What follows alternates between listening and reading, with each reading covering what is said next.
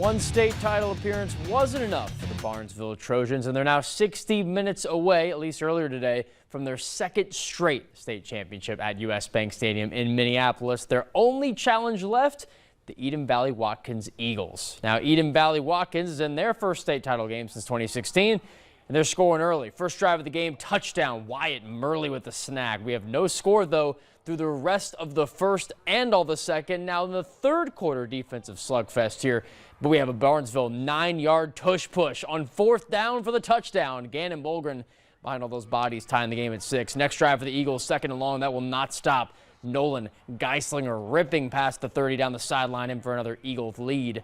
12-6 game in the third. Eden Valley Watkins gets another chance on offense. A beautiful arc to this one. It's Murley again for the 55-yard score, 18-6.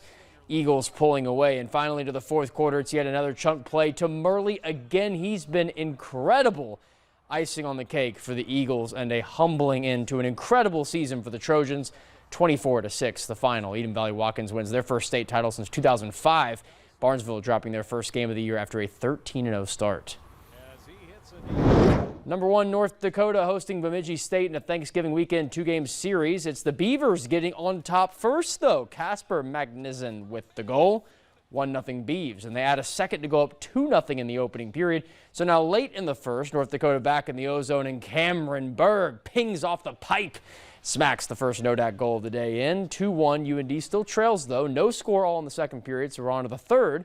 UND disrupting the BSU attack. Stick pass over to Berg again, burying the equalizer. It's a madhouse in the Ralph, and we are tied. And this game couldn't get decided to regulation.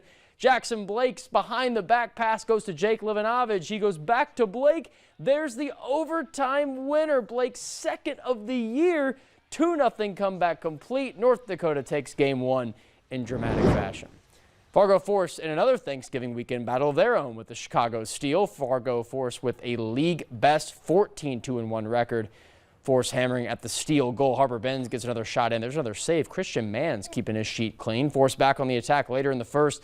Merrill Stenari gets the deflection and scores. Force quickly out in front by 1. Chicago defense stiffening yet again. Michael Quinn with a shifty move, fires, and what a snag by Mans. Again another save. Score stays at 1-0, but the Force still controlling the puck well in the opening 20.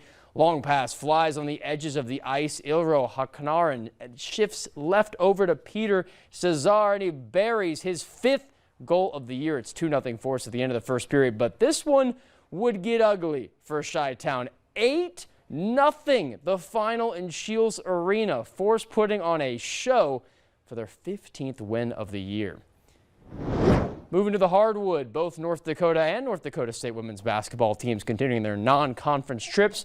UND falling to Southern Miss by 22 to drop NODAC to 1-4. It's the deepest into a non-shortened season to still not beat a Division I team. UND gets another shot tomorrow morning against North Texas for an 8 a.m. tip, so quite early for us. But for NDSU, they played Harvard in San Diego and could not complete the comeback despite outscoring the Crimson in the fourth quarter. Abby Draper led the Bison with 17 points, just 2 shy of a season-high mark for her. NDSU continues their San Diego Classic tournament against the Toledo Rockets tomorrow at 2 p.m. Central.